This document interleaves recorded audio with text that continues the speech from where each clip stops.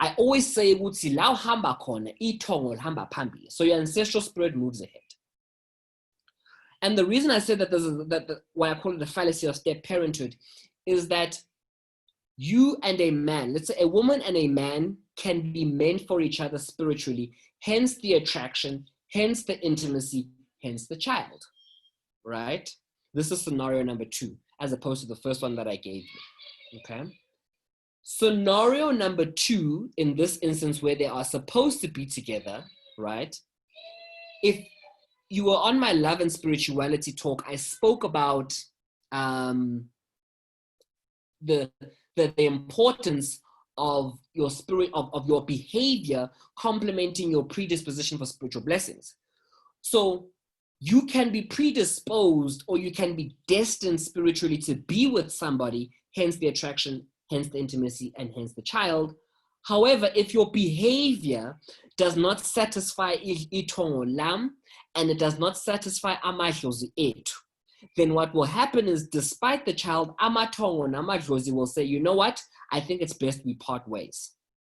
And then as soon as amatongo or amadlozi say, we are agreeing to part ways, what your ancestors begin to do is they begin to find you a new home. So whilst you are struggling with this partner and making it work, you know, abadala already, they leave before you leave. And they find someone else for you. And they say, you know what, we're going to go find someone else. We're going to go speak to another family.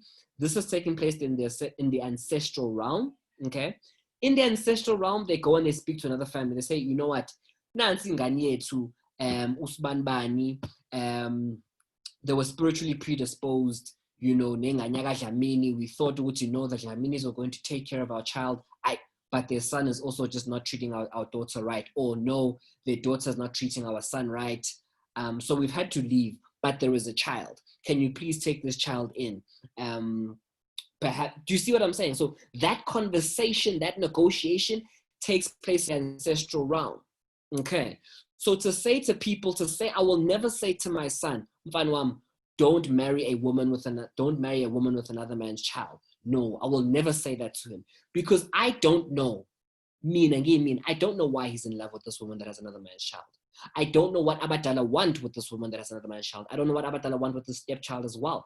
That is not my responsibility. My responsibility as his parent is to nurture him spiritually, physically, and mentally, and let him be aware that when it comes to being a step parent, there are responsibilities. And is he willing to fulfill those responsibilities? Is he willing to step up? And if not, then he mustn't waste this poor woman's time.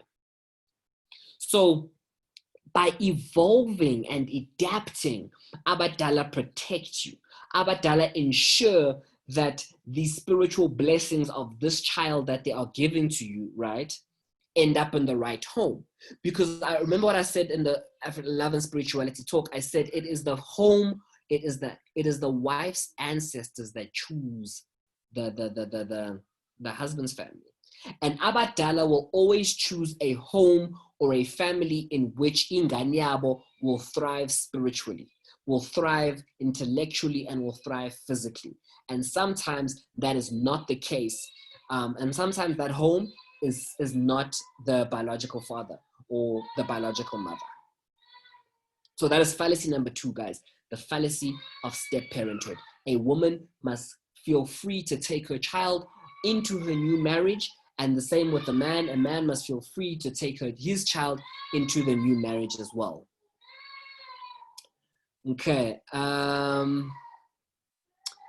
Now, I'm going to speak to you about how spiritual blessings are introduced into the family. So we spoke about, I showed you how Isinguni and Isindawe interact in that one talk on twins, right? And I went to speak about how, sorry, I thought my battery was dying there, but we're fine. So we went to speak about how Isindawe and Isinguni interact, and how some imimoya are not necessarily able to cannot necessarily be brought into the family or intrinsically, but rather they have to be introduced through marriage or through a child. Okay. It is possible for a mother to be isindawe and ingane to be isinguni. Okay. Because if let's say the father is isindawe and the father is isinguni and the mother is isinguni. So they one is isindawe, one is isinguni. Okay. The child can have either or both. Very rare, but it's possible. Okay. So if you look at the family tree here, all the X's, let's say this is the Mkhize family tree. Let's say this is my family tree. We were all Isinguni. X, X, X, X, X, X, X. Everyone is Isinguni, everyone is Isinguni, everyone is Isinguni. And no one is Isindawa. And then here is Usiyabong at the bottom, right? And he finds a woman that has another child. And he falls in love with this woman. And he also falls in love with the child as well. And it's like, you know what? Don't leave your child at home. I'll happily raise him or her as one of my own. And I'll love her as one of my own. Mina ngiyemsamo ngiyaphahla ngithi badani nebakamkhize nansi ingane yaka Mdlamini, for example, right? Ingane yaka Dlamini izokhulela la kamkhize. Ngicela ukuthi please look after the child, love the child and nurture the child. But the child's surname will remain as Dlamini, which is the mother. Let's say it's the mother's maiden surname Dlamini. Okay? This child, when they grow up, right? As they're growing up, because mhlambe ingane has isindawo, and isindawo can unlock the water-based spirits and those blessings and those knowledge and wisdom. Because she is growing up with us, the knowledge and resources of isindawe are now open or can be accessed by the Mkhizes because we are raising her. Yes, she will not have our surname because she's a stepchild, but we will have access to those resources. And that is why I'm saying that parenting, right, or being Umlanjwana, there is a reason why you are in that step family. Okay? A reason only known to Abadala, and they'll only be known to us later on. Okay? So the greatest form of love, right, is that which is given to a child of another surname. So whenever someone in the family decides to love another child of another surname, okay, that is the greatest form of blessing that you have unlocked. Because that is the greatest form of love. Okay. So what is the homework for us today? So you guys know that every single week I'm going to give you homework. The homework I want you to do, number 1 is bong. 2, step parents. Especially with ubabwako no gogo, who raised, if in the event ugogo no mkhulu Umlanjwana, right? Who raised them and what did they do for them afterwards? And did they change their surnames? Because in the event ubabwako was raised by a step parent, wakula, washada, and then azange aze abonge at the step parent's family, kuzoshaya wena as umfana, as indodana yakhe, or as indodakazi yakhe. It will affect you because your father was supposed to go back home to the step parent's family and say thank you. Hope that makes sense. So that is the kind of homework that I need you to do. Okay. Right. I want us to talk about the principles of Umlanjwana. And you see, being Umlanjwana means you need to be so cognizant of the generational curses that you can pass on to your children or your sibling and your offspring, right? There is absolutely nothing wrong with being conceived out of wedlock, and I've shown you that. You can lead a healthy and prosperous life and attain much success, guys, being Umlanjwana. You know, UVVO is Umlanjwana, right? The Mkhize, the surname that we use is Tina because Ubaba was conceived out of wedlock. Ugogo Nomkhulu never got married, and you guys have seen and Ubaba was able to create. Dr. Mkhize was able to build Umsamo Institute, okay. And had anybody along the way had my grandmother fallen prey to the fallacy of legitimacy or the fallacy of step parenthood, one would only imagine, one can only ask, would Umsamo Institute even be around today? That's why I mean when I say, guys, you don't know the bigger picture. And then, but what is important to remember is that, guys, whatever you do not do or do not take care of in your generation, you pass on to your children, and you deviate them from the route which heads to their true north. So as you live and breathe, right, each family must head towards their true north, okay? And whenever you leave or you pass away not correcting something for your generation, you pass it on to the next generation, and by 1 degree, you have deviated them from their course. And as each generation doesn't complete the task of the previous generation or that generation, there are compounding degrees of variation or deviation, okay? And it becomes increasingly difficult to return back to the path. So let me show you what I mean, okay? Just want to make sure there's no questions. Okay, cool, we're all good. Make sure there's no questions, we're all good, we're all good, we're all good.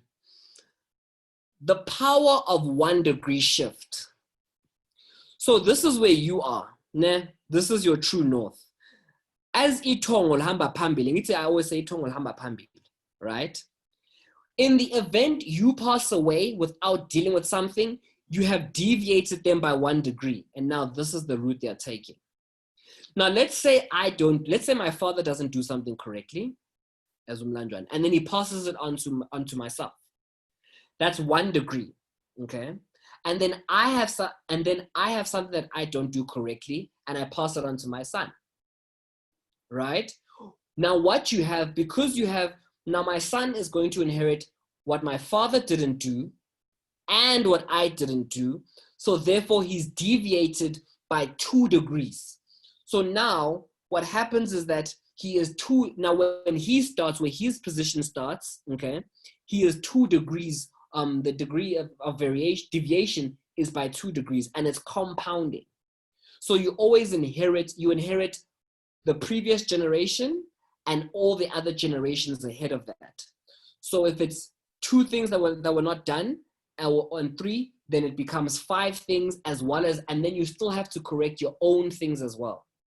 So I hope you're beginning to see how whatever you don't do, okay, deviates you from the course that you were supposed to take, the trajectory that you were supposed to take. So the reason why some of you are struggling with your life issues is because you have been deviated from your main course. And uhamba la itongo azange lihambe phambili. In other words, you are walking where your ancestors have not walked ahead, because they are on the path that leads to your true north. I hope that makes sense. Okay.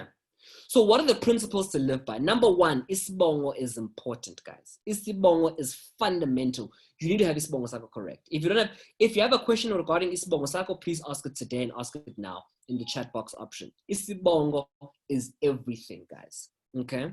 2, blood in, blood out. That's the policy. In order for you to change surnames, you need to sacrifice an animal. Uthelwa ngenyongo. That is how you change surnames. Blood in, blood out. You cannot take your stepfather's surname under any circumstances. So I know that even no matter how much you love your stepfather, no matter how much you appreciate him, guys, someone just dropped something in the Q&A. Eugene, yes, you can definitely access this session after the webinar is over. That is fine. If you need to leave, that's not a problem. All you need to do is log back in when we'll send out the link and just ask, and then the link will come with the recording and you can actually watch the recording on Zoom. Okay. So you cannot take your stepfather's surname. However, your stepfather's family can conduct rituals and ceremonies for you on behalf of your mother's maiden surname in the event no one is there. I'm going to explain to you now when we get to rituals. Never neglect or reject your biological family, okay? Because you're doing yourself a disservice. You hurt yourself more by rejecting or neglecting your biological family because abadala are saying, listen, your father or your mother did A, B, C, D. We will handle them. Your objective is to protect your own spirituality. Ungenzi into that is izokungcolisa spiritually. So don't do anything that is going to spiritually taint you. Rejecting or neglecting your father or your mother, okay, is spiritually tainting you. And that needs to be cleansed. So do not reject or neglect your biological father, because that becomes a problem for your children. And remember what I said about the degree of about the degree of deviation. Your roots remain with your surname. Your roots remain with your surname. Maupasha, you speak to your surname. I'm gonna get to that now, though, when I speak about Upasha and how to pasha Umlanjwana. You must honor and thank the ancestors of your step parents. It is absolutely fundamental. You cannot get married without honoring and saying thank you to the step parents that raised you. You cannot get married if you were raised by your uncles and aunts or the great grandparents of your step parents. Then you need to go back and say thank you. If your father was raised or your mother was raised by the step parents and she never said thank you, you need to go back yourself on behalf of your mother or your father and say thank you, whether it be ngenkomo, noma ngembuzi, or whatever the case may be, but say thank you. Finally, you need to find the names and faces of ogogo nomkhulu. So being in the position of Umlanjwana means you have to build both your mother's surname and your father's surname. You need to build both family trees, finding out ogogo nomkhulu from both sides or koko from both sides of the family. That is the only difference between someone who's conceived in wedlock and someone who conceived out of wedlock. Because there's a little bit more work to do when it comes to family history, when it comes to those that are conceived out of wedlock, because even though you're conceived out of wedlock, ikwama can come from either side if you have ancestral gifts that you need to take on in terms of uktwasa or unyanga. And also you need to find out ogogo nomkhulu, because you don't, like I said, you don't know where the blessings are going to come from. So how to pasha as Umlanjwana, right? Sorry. Okay. Sorry, there's a question. What is the process of changing surname from my father's to my mother's surname? After that, can I then go to Home Affairs and change it? Right. Thank you for the questions, Tembi. Guys, if you want to change surnames from your father's surname back to your, so I assume, Tembile, you were using your father's surname incorrectly. I assume, okay? The process is simple. Go and buy a white goat that correlates, and the gender must go with your gender, right? Go back home to your mother's family, get the uncle of your mother or whomever, any older male in the mother's family, to utbashis impepo, they must burn impepo, emsamo, bapashe, bati nina bagasbanbani, we are bringing back inganyenu, okay? We apologize that the inganyenu was using the wrong surname. We now know better. We are bringing back inganyenu. Nansi inganyenu simenzele imbeleko. We are welcoming into this family. Please, can you do so as well? All right? Then you're going to slaughter that goat. And then in the morning, what you're going to do is uzotelwa ngenyongo, right? Or ugeza ngenyongo. And then you're going to put ispanja on the left-hand side on the wrist. And then left-hand side of the wrist, and then you can eat the goat. That's how you're going to do it. You're saying the mother is the only one who knew, but has passed on. What happened? Oh, okay, cool. There's another question. Sorry, that's a completely separate question. So, Tembile, I hope that makes sense. Just get the goat, slaughter the goat, Telanganyongo, Falis Panja on the left, and go back, and then go to Home Affairs, go to work, go to the banks and everything else, and change all the surnames from your father's surname to your mother's surname. Another question. What happens when you are raising children out of wedlock as an aunt, but you have no information regarding their father? The mother is the only one who knew about it and passed on. Okay, so if you have no information about the father, then you can just what you can do. Look, you can assume that they weren't married, right? Because if they were indeed married and it was ingane zagam of the husband's family, you would have known, right? So if they weren't married, then chances are the husband's family hasn't done anything, okay? And what you can do is, as an aunt, what you can do is, I'm not sure whether you're the aunt from the father's side or if you're the aunt from the mother's side, but what you need to do is just make sure that the children are using the mother's maiden surname. That's it. Do imbeleko for the children on the mother's maiden surname and welcome them into the mother's maiden surname. I hope that makes sense. But Mapasa, please can you just let me know whether you're the aunt from the father's side of the family or the aunt from the mother's side of the family, because that'll affect the answer of the questions. Okay, how to phahla as umlanjwana. Guys, ukuphahla as umlanjwana, right? You need to be specific. The key when it comes to the success of umphahla, but I'm going to do a webinar in next month on how to phahla and the success behind umphahla, is specificity. Okay, you need to phahla to the right surname. If you are born, the surname you are using now is who you are going to call upon first and whom you do umsebenzi for, right? So if you're born out of wedlock and you have kept your mother's maiden surname, you can't go and call your mother's family as well as your your father's family. No, you must use ubiza abakama wakho kuphela, only abakama wakho, right? And in the event you see ikhehla, noma in the event you see no salwazi, you can say ngicela le salwazi to show their name and tell me who they are. All right. Yes, you will still be looked after and loved by those of your father's family. However, the people obabizayo initially, the surname you refer to is your mother's family. You can't refer to two surnames in isikhathi uphahla, guys, right? You need to refer to where your roots are, and your roots lie in your surname. So you refer to your surname, mina mbiza abakamkhize. Were I not conceived out of wedlock and I changed surnames from my mother's surname to my father's surname, then ngingabiza abakamkhize. Or if I was conceived out of wedlock and I stay with my mother's surname, bengizobiza abakaduma. The only time you can phahla where you're referring to both mother and father, this is the only time, guys, is if you are not sure about your identity and you want to know where the problem lies. So when I speak about the two candles, right? And you're asking for a problem about, and you have an identity crisis, then you can say, I'm not sure about my identity. Am I meant to take my father's surname or my mother's surname? Then what you'll see is if both candles remain burning, then you know you actually do have an identity crisis. If your mother's candle, if the one on the left burns, right, which is the mother's side of the family, then there's no problem here, okay? And the problem is here on your father's side of the family, and vice versa. That is the only time you can say, look, I'm not sure where I lie. Can you please guide me? Do I have an identity crisis? And both candles will burn. They'll say, yes, we don't know where you lie. We are bangwa. Okay. The reason why they say umuntu uyabangwa is because you're using an incorrect surname and they don't know on what side you lie, because spiritually you're meant to be with your mother or spiritually you're meant to be with your father, but you're using your mother's surname and vice versa. Okay.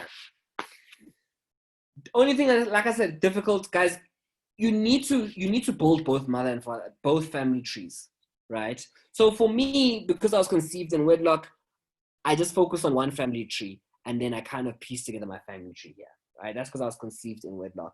This is the only difference, guys, is that you guys have a little bit of extra homework as Umlanjwana. That's the only difference, guys. And you have to build both mother and father, and you've got to find out what's oba no koko omkhulu, oba no koko nomkhulu, oba no koko. Because you can be here using your mother's surname, but your spiritual gifts are coming all the way here from your father's side of the family. This is the person that is within you, giving you ikwamas or twasa, for example, so biak, for example. All right, there's some questions here. So I want to answer them. Okay. Thanks. I'm on from the mother's side of the family. Mapasa, are you married or not? Can you please let me know if you're married or not? But simply put, please let me know if you're married or not. If you are married, are the children living with you and your husband now? So I can better answer your question. And if you are from the mother's side, simply make sure that the maiden surname is the one that's been used of the children. And whenever you do umsebenzi for the children, even if you are married to a bagadlamini, no babagamkhize or whomever, you take those children back home to do umsebenzi at the maiden family, at the maiden surname's homestead. So yonke is going to happen at the maiden family's homestead, even though when you can be raising them with another man in the event you're married. I hope that makes sense. What happens if as a kid you used to get fits and then you change your surname to your dad's surname and he did not pay damages? The fits then stopped. Now you're old and the fits are back and your father still refuses to pay the damages. His whole family does not want to get involved. Go back to your mother's surname. So fits are typically nothing to do with sbongo. Fits are a spiritual manifestation typically associated with nyanga or izinyizinto, but fits typically is not necessarily something to do with sbongo. The fact that you changed surname and the fits are still there, it shows that the changing of surname was not the solution to the problem, right? Go back to your mother's surname. The same process I described for Tembile, where you slaughter the goat, they do it. Go back to your mother's surname. Or Lisa, if you've done Imbeleko already for your mother's surname, that's fine. Go back to your mother's surname, reintroduce yourself into your mother's surname, apologize to Abatala for changing surnames, and then book a consultation with us so we can get to the root of the fits. Because the surname is not the root of the fits, guys. It's the surname, because of those that we've helped with fits, isbongo is usually not the problem or the cause of the problem. Can you accept gifts on the father's side if he denied paternity and agahlawulanga? Yes, it is possible for you to accept the gift from your father's side in the event, because if uzala wembet, right? But when you slaughter a goat for lo muntu wembethe, right? You are welcoming that person into your body and into your family and into your life, and therefore you welcome the blessings. Hope that makes sense. That is what ukuzala wembethe, because you can't be umhlambo lo muntu wembethe comes from your father's side of the family, even though nothing was done. By you slaughtering the goat and welcoming that person in, you welcome that person and you welcome the blessings and the gifts and the knowledge and wisdom that come with that person as well. Hope that makes sense. I'm not married. The children are living with me. They are using their mother's surname. That's perfect. Mapasa, that is perfect. You're doing very, very well for those children. You're doing very well for those children. Those children are on track. What only thing you need to do whenever siblings, maiden family surname, the homestead, that homestead. So Bona, the homestead they must build. The homestead they must focus on is the mother's, is their surname, the mother's maiden surname. That's the surname they must focus on. And Bona Nabo, they have the option of changing to their father's surname if they grow up and find that information. They have that option. However, if everything in life is going for them perfectly fine using the mother's maiden surname, then carry on using the mother's maiden surname.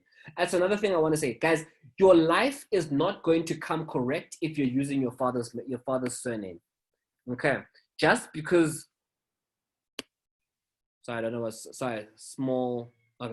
just because you're using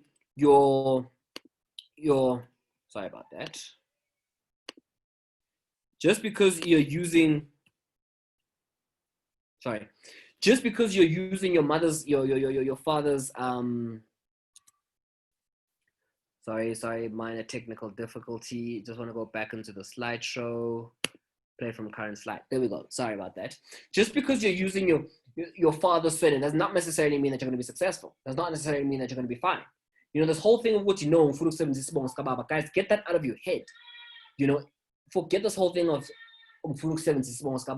if your father does not want to do it and he does not want to do it, and don't chase after it. Stick with your mother's surname and you'll be fine.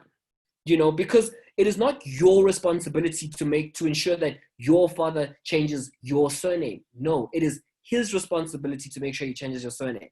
So don't chase him to do his responsibility. Your responsibility is to make sure that you have the right surname.